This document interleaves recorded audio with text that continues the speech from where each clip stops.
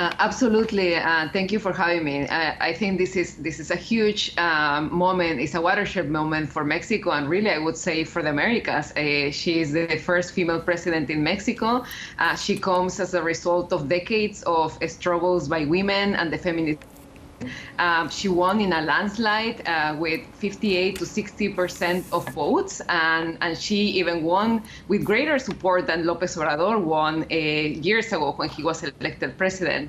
So I think this is a huge victory, and her party also won the majority of the 2/3 of the lower in the Congress of Mexico, in the Chamber of Deputies, and almost also the 2/3 in the Senate. So this is a huge victory, and let us not forget that she wasn't the only female candidate. Also, Xochitl Gálvez is a woman. So this really, I would say, is a remarkable moment for Mexican democracy, a remarkable moment for women, and a year to celebrate, I would say. Yes, it certainly does seem that way, to have that sort of level of support. She's got a very tough road ahead, and not to mention, even against the backdrop, I think, of the most violent election campaign that you've ever seen. Yeah, for sure. I mean, security is going to be a huge challenge for her. I mean, she's inheriting a convulsed country. Mexico has been having homicide levels at historic heights. Over 30,000 people killed every year. We have around 11 women and girls killed every day in Mexico, and a crisis of disappearances where more than 100,000 people are still missing in Mexico.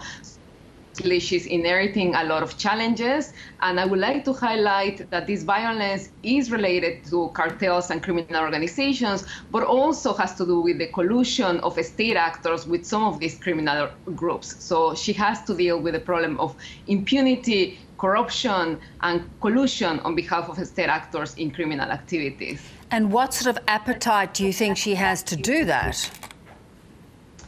Well, so there's been a lot of conversation about she will continue with the same security approach of the president that has been, portrayed as a hoax and no bullets policy.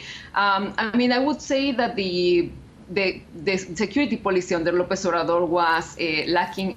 I mean, on the one hand, indeed, he supported prevention programs, but on the other hand, he militarized public security functions. He brought in the military as we had never seen before. I mean, the country has militarized since 2007, but especially under this administration, and she has pledged to continue with that program. And I think the worrisome part is that bringing in the military in public security functions has only increased human rights violations, hasn't resolved the problem of violence against women, against men. So I see a very difficult path ahead. The one thing she has said on the positive side is that she will strengthen the capacities of the prosecutor's office to investigate crimes, the question of gathering intelligence and reforming the police. Those are good news, and I would say that we need to move away from militarization in Mexico. Yeah.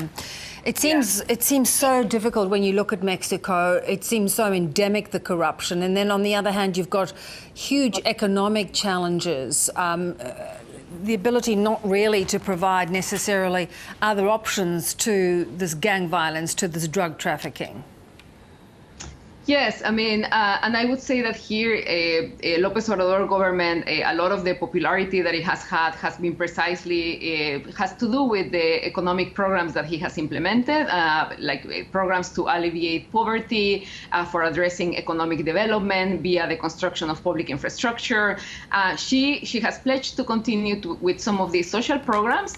The problem I see there is that a lot of these social programs, the connection with violence reduction and crime prevention is not entirely clear. So these are programs where we might see good effects in the medium to long term, but in the short term, I think we need better institutions in the security and justice sector in order to address the security crisis that Mexico faces. Yeah, and when you talked earlier about this, these terrible statistics, 11 women and young girls a day being murdered. Is that, to your point, related to the cartels, related to the drug trafficking, or is that a very separate issue, this violence towards women? So I think it's a very complex scenario, and we still need to learn a lot of what is happening on the ground.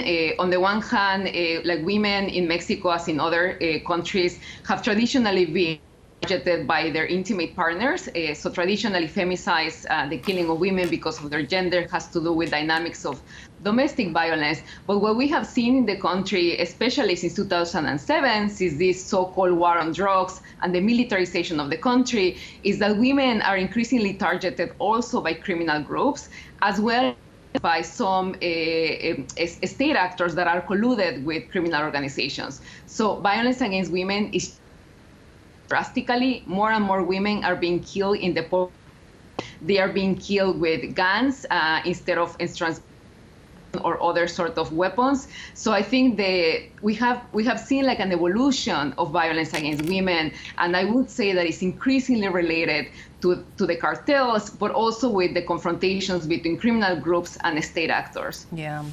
Such a complex road ahead, but she does seem quite a charismatic leader, and some really terrific hope. Great to talk. Thanks so much. Thank you so much.